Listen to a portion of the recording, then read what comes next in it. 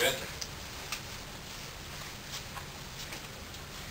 I found it amusing. I assume that you may mention something about the Rose Festival parade, but there was one letter to the editor I thought was kind of cute, that why every year somebody suggests, why don't they just hold it later in the year because of all the rain. This letter said, why doesn't it held in July? We need the rain then. I will, Mr. President. And I would like to start off, though, with buses back on the mall. The last time we spoke at the board meeting, we had a whole 3 days of experience operating back on the mall, and we've got a couple of more weeks under our belt, and we've introduced rail training down there, also with rail operators interfacing with the bus operators in revenue service, and that's going very, very well. I ride the service down the mall every day, and I talk to the different operators, and the more and more they're down there, the more and more they really do appreciate operating transit service on an infrastructure that was designed for transit. It makes it very, very easy to distinguish where your customers are, where your stops are. There's opportunities for the bus to berth in a place where our customers can get on and off very easily. We're learning every day with our operation down there. You can sit with a veteran operator, all of them very professional, and tell them about this new environment, but they really don't appreciate the new environment until they actually operate in it. And the customers also are trained as we provide more service. Our operators are always looking when they pull to a stop, where are the customers waiting? Well, one of the key things for success on the mall is that operator pulls that bus all the way up to the stop bar, even if the customers are about mid-block in a four bus stop. So as we keep working, our operators are moving up, our customers are moving up, and we're able to bring more buses into each stop as we move on. This was a very coordinated effort. It's coming down. Yeah. It's on my shoulder. Don't forget your back. In my house. You can always count on government affairs. We got your back. We had our transportation managers and our supervisors and our instructors out there for the first couple of weeks, and they really did provide a lot of support and encouragement to the operators to pull up, the customers to queue up right, and the signage down there, we're learning as we go. Left, left, left, left, I keep telling you. When you're driving your private car down there, we still have a few folks that want to do right, and fortunately, our operators are very alert. We've not, had any incidents down there that to speak of. The police have been down there enforced, whether it's Portland Police or Transit Police, citing, instructing, counseling, teaching. At this point in time, our TPD is not focused down in the mall anymore. They're doing their normal work as they do, but they do transition the mall on their way to and from. And we do have, a couple of patrols to make sure that we head across the mall every day. I wanted to mention one thing. We talk about it a lot here, McFarland and myself, about how we work. Excuse me, how we work as a group. And the staff in operations and the staff in engineering, a lot of times have very passionate discussions about these projects. We're talking about the Milwaukee project now. And as we progress those, operations is looking to be able to operate what they build, and construction is looking to build something that we can operate. But we've also got schedule and budget, excuse me, that we have to keep in mind. This mall is working very, very well. Our hard work is paid off.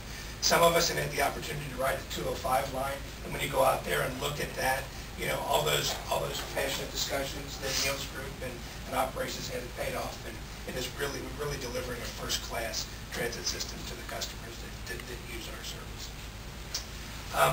We're also developing customer information for some of the continuing work that goes on in the mall, and as we allow that to come out of the organization, the customers are receiving it well.